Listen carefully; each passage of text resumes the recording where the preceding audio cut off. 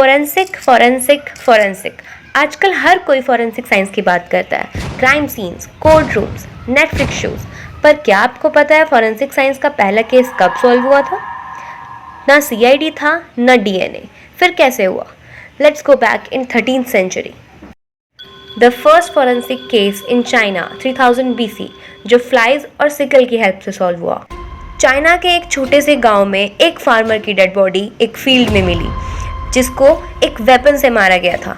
Weapon का पता लगाने के लिए काफ़ी सारे ब्लेड्स को, वेपन्स को एक एनिमल कार्केस पे चेक किया गया, और जब वो वुंड सेम था तो हमें पता लगा कि उस फार्मर की डेथ एक सिकल से हुई है।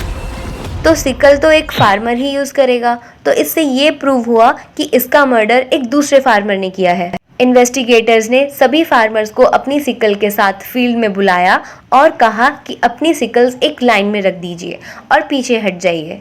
उन लोगों ने उस फील्ड पर काफ़ी देर वेट किया और फिर कुछ ऐसा हुआ जिसकी वजह से पूरा केस ही सॉल्व हो गया।